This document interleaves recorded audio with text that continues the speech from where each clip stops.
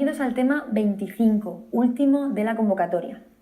Como veis, se trata de un tema que se basa en la mezcolanza de todas las actuaciones de enfermería en hospitalización, de manera que para su abordaje trabajaremos los contenidos más estratégicos de cada uno de los siguientes temas clínicos: digestivo, endocrino, nefrología, respiratorio, seguido de trauma y finalmente nutrición. Comencemos pues por el aparato del tema digestivo con el bloque acerca de los procedimientos y cuidados de enfermería.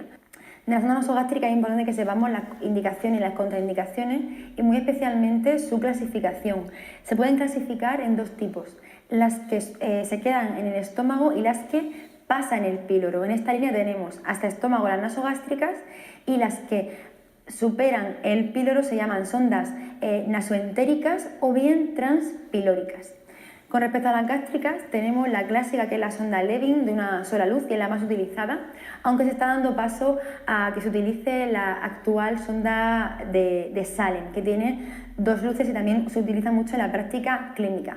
Destacar también como nasogástrica la Specken Blackmore, que sabéis que se mete en el contexto de la varices esofágica. Recordar o reseñar que también existe una variedad que es la Minnesota, con las mismas funciones que la Specken Blackmore, pero con una cuarta luz. Y finalmente también es una sonda nasogástrica, la Foucher, que como veis es una sonda de gran calibre y se utiliza especialmente en los intentos autolíticos para hacer un vaciado o un lavado gástrico.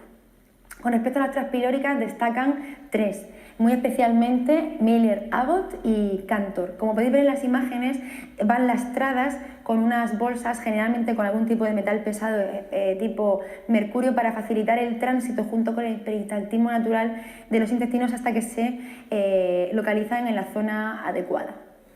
Para cerrar, otro tipo de sondas que se utilizan en el aparato digestivo son la rectal o Nelaton, especialmente para el meteorismo, así como la enterostomía, que se utiliza la conocida PEG. Veamos ahora el procedimiento de colocación de las sondas. Con respecto a las sondas Levin o Salem, que son las más utilizadas, destacar que la posición es en Fowler, que corresponde con 45 grados. Hay que hacer una medida estimada poniendo la sonda en el apéndice sifoides, en la apéndice de la oreja y la punta de nariz, a lo que se le conoce como método de Hansen, esta medición de los tres puntos.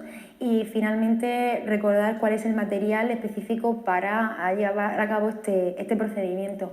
Puede valorarse que está bien localizada a través de una placa de abdomen. Sabéis que las sondas llevan incorporadas una línea radio opaca. Por otra parte, se puede hacer introduciendo aire en el espacio abdominal y ocultando la presencia de este borgoteo en el estómago, o bien extrayendo contenido gástrico para valorar su pH o que el contenido que se extrae efectivamente es gástrico.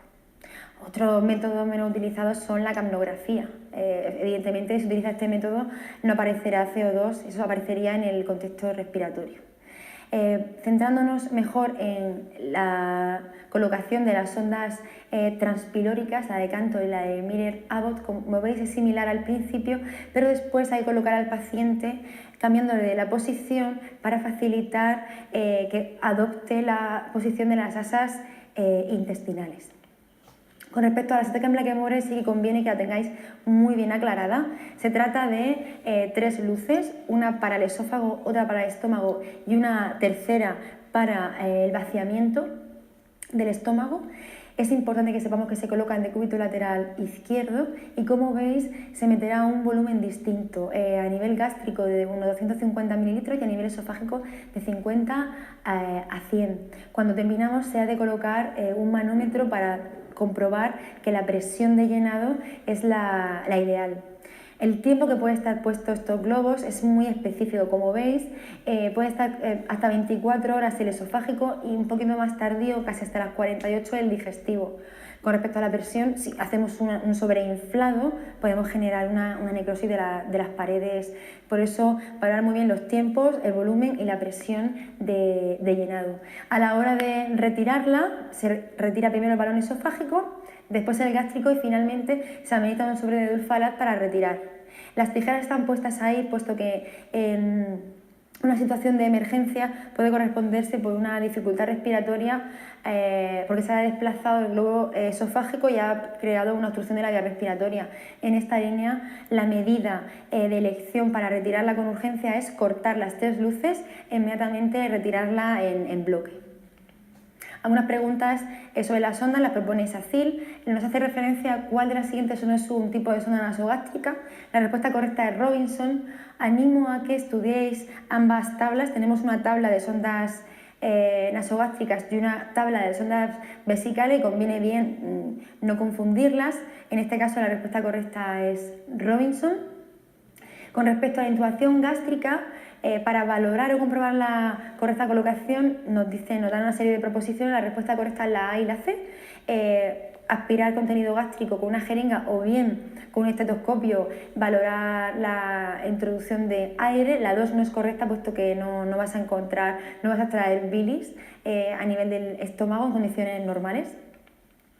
Con respecto a los enemas, solamente recordaros que la temperatura a la hora de administrarlos es entre 40, 43, 37, 41 en otra bibliografía. En cualquier caso suelen estar calientes y se clasifican en función de su contenido en evacuadores o de limpieza, de retención o medicamentosos que suelen ser de menor volumen, o bien carminativo, muy reconocido la lavativa de Harris para eliminar las flatulencias. Pasamos a las ostomías digestivas. Como sabéis, suelen marcarse especialmente en el cáncer colorectal. La localización más frecuente suele ser a nivel de colon descendente, porque es donde más se localizan estos tumores, aunque pueda aparecer distribuida, como veis, en cualquier localización de la guirnalda que supone el colon, en alguna otra circunstancia. En cualquier caso, determinar que el estoma hemos de cuidarlo como si se tratara de un ano artificial, es decir, no requiere más cuidados que agua y jabón cuando ya está establecida la cicatrización. Y además, en algunos casos, cuando la colostomía se encuentra localizada en el recto a nivel de sigma, puede establecerse un patrón de eliminación, es decir, se le puede proponer al paciente la irrigación del estoma para facilitar la limpieza de las heces y poder hacer una vida más normal y una calidad de vida más adecuada para poder ir a trabajar o a la piscina, retirando la bolsa y evitando el drenaje continuo gracias a este tipo de procesos como la irrigación del estómago.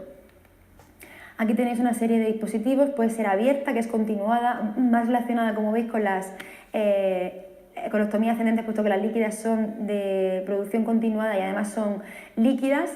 También tenemos cerrado, que puede ser con placa o sin placa. Recordad siempre el cambio antes de alcanzar los 2/3 o el 75% de su capacidad, y como veis las heces serán distintas en función de la localización, serán más sólidas, sin embargo serán olorosas cuando forman parte de las porciones más distales. De ahí que las placas suelen tener esos aros de carbono activo para reducir el olor de la descarga. Como ya os decía, los cuidados del estómago se deben tratar como un ano artificial: agua tibia, jabón neutro, valorar bien la piel. Es importante medir bien el dispositivo para evitar que haya holgura, y tenéis unos milímetros de más para que encaje perfectamente. Mantener bien la piel, evitar irritaciones. Son más frecuentes en ileostomías, puesto que la descarga es líquida y más ácida que las heces formadas, y como veis, para tomar la medida, para retirarlo, se despega de arriba a abajo y se coloca de abajo a arriba. También esta imagen solamente trata de transmitiros la naturalidad con la que debe adquirirse el proceso de la vida diaria con esta enfermedad. Algunas preguntas en esta línea las propone Isacil. Recordar, el ángulo para el sondaje nasogástrico son 45 grados, que corresponden con la posición de Fowler. Canarias nos hace una pregunta en esta línea y es acerca de las contraindicaciones. Nos recuerda que no debe utilizarse sondaje nasogástrico en situaciones como perforación de esófago. Y con este abordaje estratégico y el estudio de las patologías a nivel diferencial, cerramos el tema de digestivo. Pero vamos a centrar en el procedimiento por excelencia más preguntado. Si bien es cierto, las preguntas tienen un corte bastante sencillo, intuitivo, pero no obstante debemos manejar muy bien las contraindicaciones y las indicaciones del sondaje vesical, así como los tipos de sondas específicos que han comenzado a preguntarlo teniendo en cuenta el histórico de las preguntas OPE. Se trata del sondaje vesical de una técnica estéril. Hay autores que defienden que se trata de una técnica, sin embargo, aséptica. En cualquier caso, prácticamente se considera un homónimo. Es muy importante tener en cuenta que aparecerá bacteriuria a las 2 semanas en la sonda. Recordar que, tal como os pongo en el diagrama en la diapositiva, no se debe utilizar la sonda vesical para obtener urocultivos, solamente cuando está recién insertada. Y siempre también recordar que cuando el sondaje vesical ha de ser permanente a largo plazo, el material ideal es la silicona. También hemos de conocer el sistema de colector cerrado. Esto se mueve en el contexto del EPINE. Sabéis que el estudio de prevalencia de la infección nosocomial hace años destacó como más frecuente la infección urinaria y se implementó una serie de medidas entre las que destaca precisamente el colector cerrado para evitar esta infección nosocomial, y ha funcionado de una manera muy positiva. Como siempre, por debajo del nivel de la vejiga para evitar los reflujos y el sistema grifo para evitar las desconexiones numerosas y de este modo reducir la prevalencia de la ITU. También os incluyo aquí esa tabla de todas las sondas. Hemos de conocer la clásica, la hemos denominado así, que es la Foley. Sabéis que pueden haber de 2 y 3 luces cuando se trata de un lavado. Destacar que se cambia en torno a 21 días, algunas bibliografías defienden de 15 a 20, en fin. Como veis, siempre hay un poco de variabilidad en estos cortes temporales. Para intermitente destaca especialmente la sonda Robinson. También podemos hablar de la Nelaton, que es más específica del sistema digestivo para las flatulencias, pero también se puede utilizar para el sondaje intermitente de segunda línea, así como las sondas que son específicas de inserción quirúrgica, como la Pecer y Malicot, que podéis ver las imágenes. Se tratan de una única luz, son más o menos semirrígidas y tienen un extremo distal muy característico. Además de la clásica Foley y Robinson de uso intermitente, hemos de conocer, como no, la sonda específica del adenoma de próstata. Destaca la sonda Tiemann, conocida como picopato, la sonda Cuvelier, que como podéis observar es a modo de flauta travesera para facilitar la eliminación de coágulos. También tenemos específicas Dufour, Mercier y Folisil. Y por último, el catéter Pigtail, que es como se llama el conocido, como veis, catéter doble J, muy utilizado sobre todo en dilataciones de la pelvis renal, en procesos obstructivos, entre otros. Como os decía, muy importante conocer las indicaciones. Las contraindicaciones son bastante sencillas, pero conviene tomar bien nota de ellas, puesto que las preguntas, como veis, se inspiran bastante precisamente en esta tabla. Algunas preguntas propuestas. Servicio Murciano de Salud, en el año 2007, nos preguntaba cuál es falsa con respecto a las contraindicaciones. Efectivamente, el embarazo, el puerperio o la menstruación no contraindican el sondaje vesical. Por otra parte, nos preguntan una de las medidas que contribuye a prevenir la infección nosocomial de tipo urinario. Efectivamente, es el manejo del sistema cerrado por debajo del nivel de la vejiga. Una pregunta del Servicio Valenciano de Salud, un poquito más complicada, hace referencia a esas partes que tiene que tener un sistema de cerrado de drenaje. Como veis, la respuesta correcta es la número 2, puesto que el filtro de carbón activado está más vinculado a otros procesos, sobre todo tipo digestivo, y la conexión Luer que se utiliza para la extracción no es necesaria en los sistemas cerrados, puesto que en principio no debe evitarse las desconexiones y la capacidad de entrar o diseminar o colonizar cualquier tipo de bacteria, de manera que, aunque nos apetece marcar la opción de respuesta 4, la opción correcta es la válvula antirreflujo. Una pregunta de Extremadura nos advierte acerca de que un paciente sondado tiene dolor. Entre las opciones de respuesta está claro que se desinflará el globo, se reintroduce un poco más esa sonda sin haberla extraído previamente y se volverá a realizar el inflado. Para cerrar el capítulo del sistema del aparato renal, nos queda, como no, el tratamiento sustitutivo renal. Como ya os he anticipado a lo largo de todo este vídeo, de elección siempre se utilizará ante un fracaso renal crónico el trasplante de riñón. Como veis, es la estrella, es de primera elección, porque además de restituir la función de la diuresis, es capaz de facilitar al paciente la recuperación de las funciones endocrinas del órgano, que como veis eran bastante numerosas. Pasamos a ver ahora de una manera muy sencilla algunas características de la hemodiálisis y la diálisis peritoneal para no olvidar. Como podéis ver, la diferencia fundamental es que la hemodiálisis es más rápida, más compleja y requiere realizarse en ámbito hospitalario, frente a la diálisis peritoneal, que es más lenta. Sin embargo, puede realizarse tanto a nivel ambulatorio como a nivel del domicilio del paciente. Esto ha abierto la puerta a pacientes con un fracaso renal crónico acusado, que quieren tener una vida más o menos activa, y el hecho de poder instruirlo en hacerse diálisis peritoneal en su propia casa les facilita muy bien la conciliación, incluso laboral o para la vida familiar. Importante ya, más a nivel médico, podemos comprobar cómo en el caso de la hemodiálisis, la complicación más frecuente es la hipotensión, y además requiere ineludiblemente la instauración de una fístula arteriovenosa.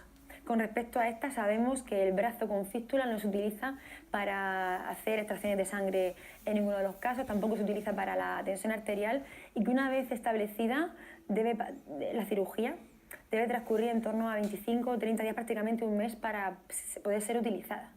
Además, debemos de manejar dos ideas. Uno es, como veis, la tríada de buen funcionamiento de una FABI, fístula arteriovenosa, y es la tríada de latido, tril y soplo.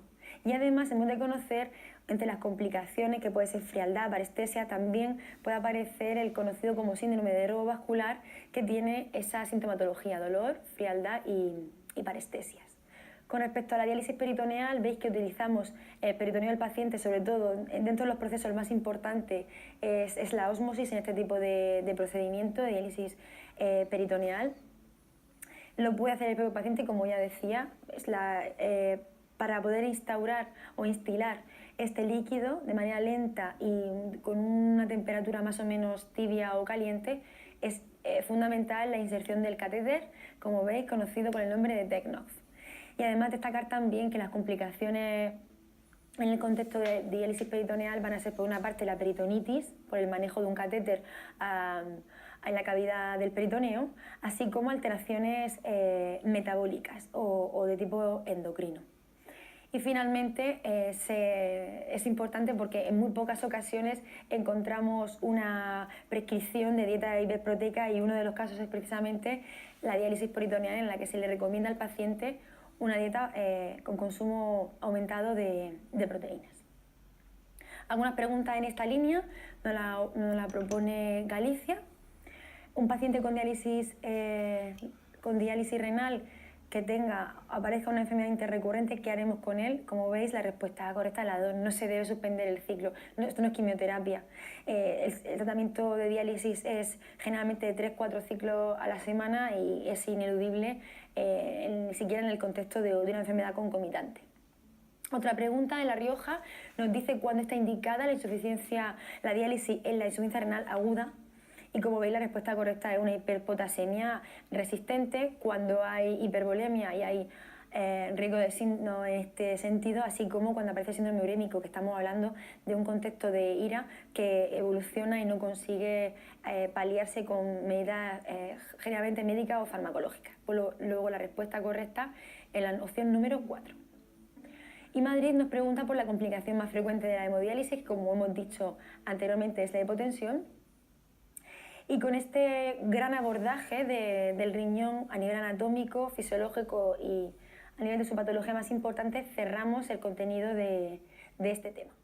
Cuando hablamos de los tipos de nutrición enteral, tenemos que tener claro que a la hora de clasificarlos son pacientes que tienen el tubo digestivo funcional, y como lo tienen funcional, le damos la alimentación a través del tubo digestivo. Cuando el tubo digestivo no está funcional, es el criterio que nos va a llegar a elegir una nutrición parenteral a través de vena. Una vez que tengo claro esto, vemos que los pacientes que tienen el tubo digestivo funcional van a requerir dietas que puedan ser completas o módulos solo con pequeños suplementos, de tal manera que según el aporte de nutrientes se clasifican en completas, módulos o las que aportan suplementos. Entre ellas, una de las más interesantes es el nivel de proteínas que tienen, porque como hemos comentado anteriormente, son muchas las dietas que se incrementan en proteínas en los perfiles de pacientes hospitalarios. Con lo cual, saber que una dieta estándar de tipo enteral en normoproteica se considera que es la que tiene entre el 11 y el 18% de proteínas y que la que se considera hiperproteica es la que tiene el 18 al 30%, es interesante dentro de la nutrición enteral. Los criterios que utilizamos para clasificar la parenteral no son los mismos. La parenteral, como vamos a ver, se va a clasificar en base a su osmolaridad. Según su osmolaridad, vamos a ver que la vamos a poder administrar por una vía venosa periférica o vamos a tener que elegir una vía venosa central. ¿De qué va a depender? De la osmolaridad. La osmolaridad, cuando es muy elevada, me exige irme a una vía central para no dañar los vasos sanguíneos. Cuando la osmolaridad es baja, me permite irme a una vena de tipo periférico. Una vez que tenemos claros estos criterios de clasificación de nutrición enteral parenteral, vamos a ver qué interesante que es esta tabla que tenemos ahora mismo en la presentación. Esta tabla que tenemos aquí, lo que nos está diciendo es que dividimos la nutrición en nutrición polimérica, oligomérica y elemental. ¿A qué se refiere polimérica, oligomérica y elemental? Al estado de composición de los nutrientes. Esto lo entendemos muy bien haciendo un ejemplo con los carbohidratos. Si yo un carbohidrato te lo doy en forma más compleja, de polisacárido, se llama dieta polimérica. En cambio, si te lo doy predigerido, probablemente va a estar en forma de disacárido. Y si te lo doy de forma totalmente digerida, va a estar en su forma más elemental, que es un monosacárido. Con lo cual todos comprendemos que las dietas que son poliméricas son más características de la nutrición enteral y en cambio las que son elementales son más características de la parenteral. Esto es sencillo y por tanto lo que nos tiene que servir para entender es que en las dietas que son parenterales van a poder ser tanto oligoméricas como elementales. Y esto es fundamental porque cuanto más digerida está la dieta, dentro de un volumen determinado más solutos van a entrar. Cuanto más solutos entran dentro de un volumen, mayor es la osmolaridad. Lo que queremos decir con esto es que cuando la dieta es más elemental, más alta es la osmolaridad. Y este es el criterio que acabamos de señalar, que nos hace elegir una vía venosa periférica o una vía venosa central. Por eso las dietas elementales que tienen alta osmolaridad nos exige irnos a una vía central. Mientras que cuando es una oligomérica probablemente podamos administrarla por una vía venosa periférica. 900 o entre 800 y 900 miliosmoles es el punto de corte. Muy bien, pues una vez que tenemos esto claro de la diapositiva que estamos comentando de la clasificación de entera parenteral, ya sabemos un poco los criterios para clasificar a cada una de ellas. Una vez que tenemos esto claro, vemos preguntas sencillas como esta de Galicia 2001, que nos dice, atendiendo a la osmolaridad, ¿qué fórmula de nutrición parenteral administraría por vía periférica? La que se administraría por una vía periférica, como acabamos de señalar, es la que está por debajo de 800-900 milosmoles por litro. Pregunta muy facilita que desde luego si nos hacen, a nosotros no se nos va a escapar. Una vez que tengo claro estos criterios para clasificar y diferenciar la nutrición entera parenteral, ya acabamos de ver que para la parenteral utilizamos la osmolaridad para elegir una vía periférica o central, vamos a ver cuáles son los criterios para ver dónde y cómo administro la nutrición enteral. Este algoritmo que tenemos ahora mismo en la presentación lo que nos está diciendo es que se utilizan dos criterios para ver dónde alojo la administración enteral. Uno de los criterios es el tiempo. Menos de 4 o 6 semanas la nutrición enteral se va a aplicar a través de vía naso u oro gástrica o enteral, es decir, a través de una sonda, a través de la nariz o de la boca. En cambio, si se prevé que el paciente va a estar con más de 4 o 6 semanas con la nutrición enteral, a partir de este momento no se elige ya la vía a través de la nariz-boca, sino que es a través de la pared abdominal. Primer criterio. Segundo criterio, ¿el paciente tiene riesgo de aspiración? Si el paciente no tiene riesgo de aspiración, la sonda va a acabar en el estómago, bien sea a través de la nariz-boca o a través de la pared abdominal.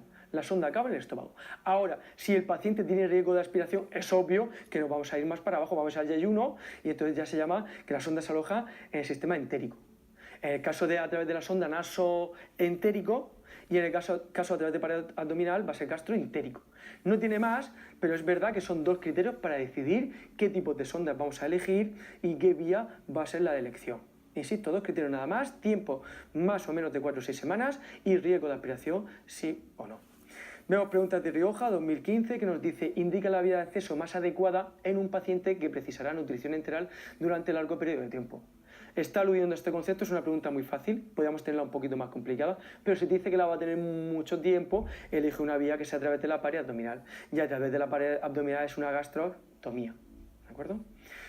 Muy bien, Pues una vez que tenemos esto, para cerrar la tabla más interesante que vamos a hacer en nutrición artificial va a ser a través de tener en cuenta los parámetros de indicación, técnica de administración y complicaciones.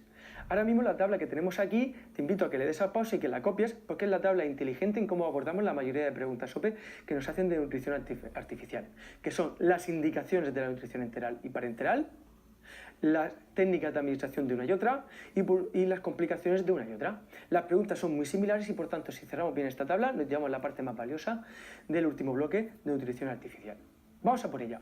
Cuando hablo de indicaciones, lo primero que tenemos que dar mucha precaución es que hay patologías del tubo gastroentérico que me van a contraindicar la nutrición enteral y otras que no. Con lo cual, lo primero que tengo que hacer, y es a lo que se está invitando en esta presentación, es que llevar mucho cuidado con qué patologías del tubo digestivo nos van a invitar a irme a la nutrición parenteral y cuáles sí me van a permitir la nutrición enteral.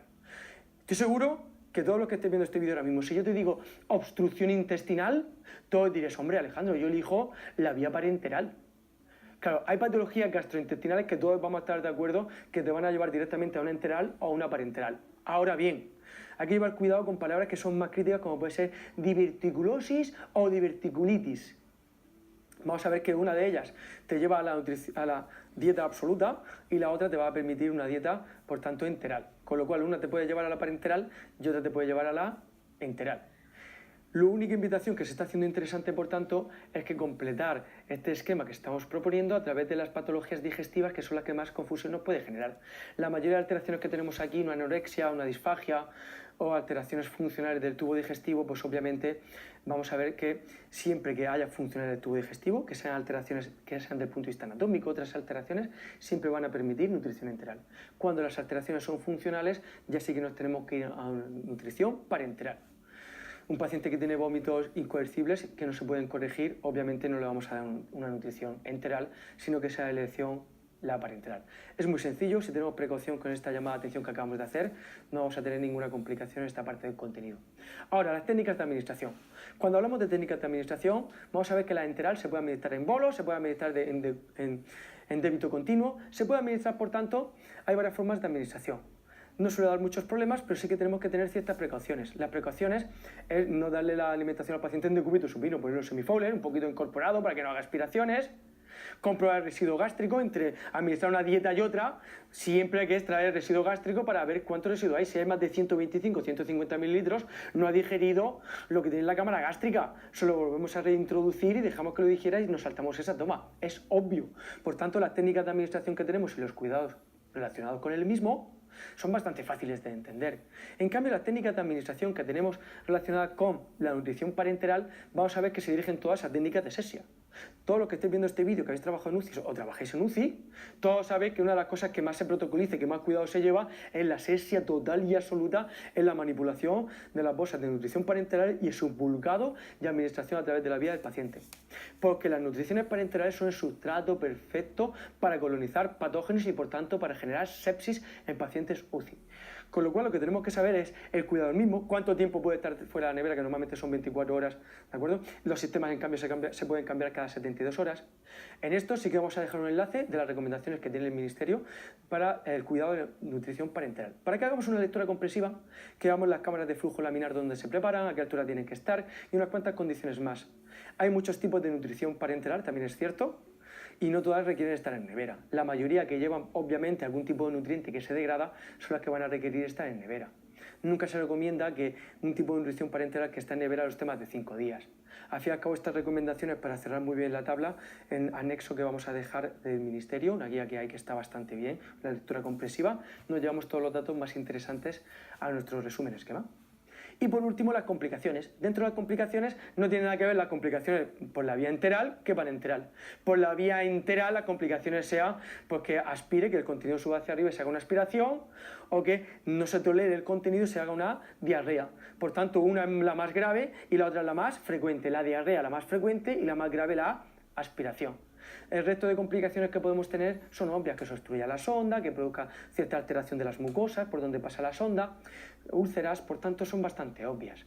Las complicaciones, en cambio, de la nutrición parenteral, vamos a ver que la más frecuente se ha puesto en verde, también al igual que las más frecuentes de las enterales, pues las más frecuentes en las parenterales son las complicaciones metabólicas, que no se ha hecho un buen cálculo de la necesidad de los nutrientes, que se haya interrumpido la nutrición, que haya estado mucho tiempo sin nutrición y haga hiperglucemias, hipoglucemias el paciente. Por tanto, las metabólicas son las más frecuentes. Y las más graves, sin dudarlo, son las infecciosas.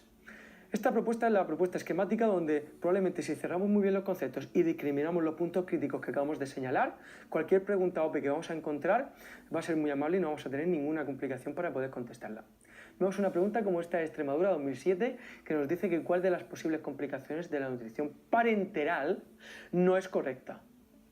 Es obvia, es muy facilita porque vemos que la 4 me está hablando de una complicación enteral. Por tanto, no es correcta. Muy bien, otra pregunta que vemos, esta de Galicia, 2001, nos dice cuál es la complicación más característica de la nutrición enteral. Acabamos de decir que la más frecuente es la diarrea y la más grave es la broncoaspiración.